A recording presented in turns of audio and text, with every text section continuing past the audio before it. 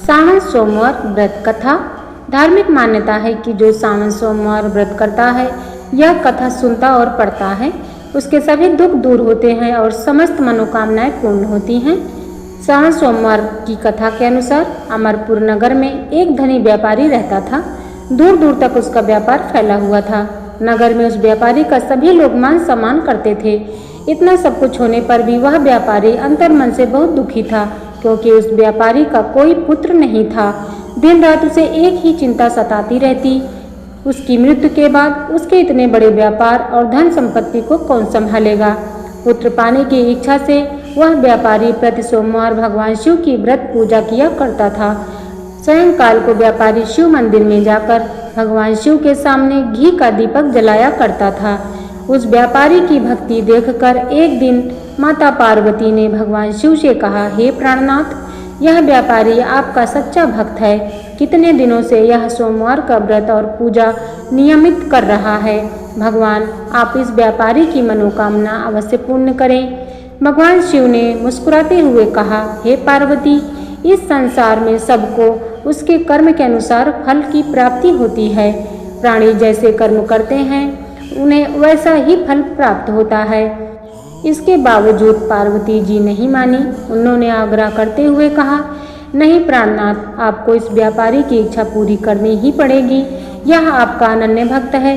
प्रति सोमवार आपका विधिवत व्रत रखता है और पूजा अर्चना के बाद आपको भोग लगाकर एक समय भोजन ग्रहण करता है। आपको इसे पुत्र प्राप्ति का वरदान देना ही होगा। पार्वती का इतना आग्रह देखकर भगवान शिव ने कहा, तुम्हारे आग्रह पर मैं इस व्यापारी को पुत्र प्राप्ति का वरदान देता हूँ, लेकिन इसका पुत्र 16 वर्ष से अधिक जीवित नहीं रहेगा। उसी रात भगवान शिव ने स्वप्न में उस व्यापारी को दर्शन देकर उसे पुत्र प्राप्ति का वरदान दिया और उसके पुत्र के 16 वर्ष तक जीवित रहने की बात भी बताई। भगवान के वरदान से व्यापारी को खुशी तो हुई, लेकिन पुत्र की अल्पायु की चिंता ने उस खुशी को नष्ट कर दिया। व्यापारी पहले की तरह सोमवार का विधिवत व्रत करता रहा। कुछ महीने पश्चात उसके घर अति सुंदर पुत्र उत्पन्न हुआ। पुत्र जन्म से व्यापारी के घर में खुशियां भर गईं। बहुत धूमधाम से पुत्र जन्म का समारोह मनाया गया। व्यापारी को पुत्र जन्म की अधिक खुशी नहीं हुई, क्योंकि उसे पुत्र की अल्प आयु के रहस्य का पता था। यह रहस्य घर में किसी को नहीं मालूम था। विद्वान ब्राह्मणों ने उस पुत्र का नाम अमर रखा। जब अमर 12 वर्ष का हुआ तो शिक्षा के लिए उसे वाराणसी भेजने का निश्चय हुआ। व्यापारी ने अमर के मामा दीपचंद को बुलाया और कहा कि अमर को शिक्षा प्राप्त करने के लिए वाराणसी छोड़ आओ। अमर अपने मामा के साथ शिक्षा प्राप्त करने के लिए चल दिया। रास्ते में जहाँ भी अमर और दीपचंद रात्रि विश्राम के लिए ठहरते, वहीं यज्ञ करते और ब्राह्मणों को भोजन कराते थे। लंबी यात्रा के बाद अमर और दीपचंद एक नगर में पहुँचे। उस नगर के राजा की कन्या के विवाह की खुशी में पूरे नगर को सजाया गया था। निश्चित समय पर बारात आ गई, लेकिन वर का पिता अपने बेटे के एक आंख से काने होने के कारण बहुत चिंतित था। उसे इस बात का भय सता रहा था कि राजा को इस बात का पता चलने पर कहीं वह विवाह से इनकार न कर दे, इससे उसकी बदनामी होगी। वर के पिता ने अमर को देखा तो उसके मस्तिष्क में एक विचार आया। उसने सोचा, क्यों ना इस लड़के को दूल्हा बनाकर राजकुमारी से विवाह करा दूं। विवाह के बाद इसको धन देकर विदा कर दूंगा और राजकुमारी को अपने नगर में ले जाऊंगा। वर के पिता ने इसी संबंध में अमर और दीपचंद से बात की। दीपचंद ने धन मिलने के लालच में वर के पिता की बात स्वीकार कर ली।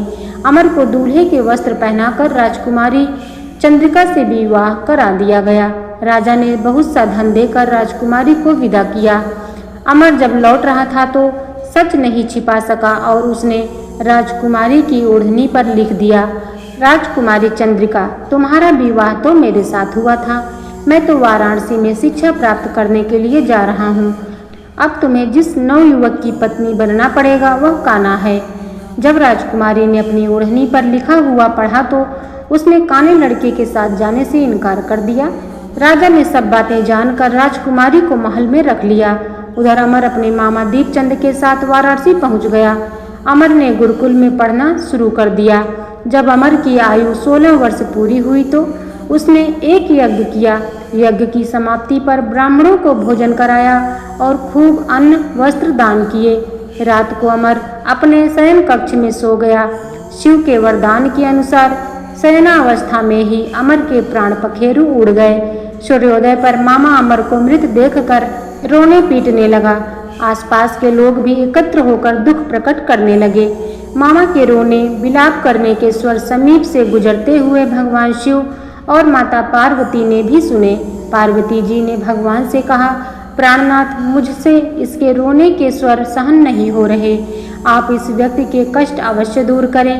भगवान शिव ने पार्वती जी के साथ अदृश्य रूप में समीप जाकर अमर को देखा तो पार्वती जी से बोले, पार्वती, यह तो उसी व्यापारी का पुत्र है। मैंने इसे 16 वर्ष की आयु का वरदान दिया था, इसकी आयु तो पूरी हो गई। पार्वती जी ने फिर भगवान से निवेदन किया, हे प्राणनाथ, आप इस लड़के को जीवित करें, नहीं तो इसके माता पिता पुत्र के मृत्यु के कारण रो रो कर अपने प्राण को त्याग कर देंगे। इस लड़के का पिता तो आपका परम भक्त है, वर्षों से सोमवार का व्रत करते हुए आपको भोग लगा रहा है। पार्वती के आग्रह करने पर भगवान शिव ने उस लड़के को जीवित होने का वरदान दिया और कुछ ही पल में वह जीवित होकर उठ बैठा। शिक्षा समाप्त करके अमर मामा के साथ अपने नगर की ओर चल दिया। दोनों चलते हुए उसी नगर में पहुँचे जहाँ अमर का विवाह हुआ था। उस नगर में भी अमर ने यज्ञ का आयोजन किया। समीप से गुजरते हुए नगर के राजा ने यज्ञ का आयोजन देखा। राजा ने अमर को तुरंत पहचान लिया। यज्ञ समाप्त होने पर राजा अमर और उसके मामा को महल में ले गया और कुछ दिन उन्हें महल में रखकर खूब सा धन वस्त्र देकर राजकुमारी के साथ विदा किया। रास्ते में सुरक्षा के लिए राजा ने बहुत से सैनिकों को भी साथ भेजा। दीपचंद ने नगर में पहुंचते ही एक दूत को घर भेजकर अपने आगमन की सूचना भेजी। अपने बेटे अमर के जीवित वापस लौटने की सूचना से व्यापारी बहुत प्रसन्न हुआ। व्यापारी ने अपनी पत्नी के साथ स्वयं को एक कमरे में बंद कर रखा था। भूखे प्यासे रहकर व्यापारी और उसकी पत्नी बेटे की प्रतीक्षा कर रहे थे। उन्होंने प्रतिज्ञा कर रखी थी कि यदि उन्हें अपने बेटे की मृत्यु का समाचार मिला तो दोनों अपने प्राण त्याग देंगे। व्यापारी अपनी पत्नी और मित्रों के साथ नगर के द्वार पर पहुंचा। अपने बेटे के विवाह का समाचार सुनकर पुत्रवधू राजकुमारी चंद्रिका को देखकर उसकी खुशी का ठिकाना ना रहा। उसी रात भगवान शिव ने व्यापारी के स्वप्न में आकर कहा, हे श्रेष्ठी, मैंने तेरे सोमवार के व्रत करने और व्रत कथा सुनने से प्रसन्न होकर तेरे पुत्र को लंबी आयु प्रदान की है। व्यापारी बहुत प्रसन्न हुआ। सोमवार का व्रत करने से व्यापारी के घर में खुशियां लौट आईं।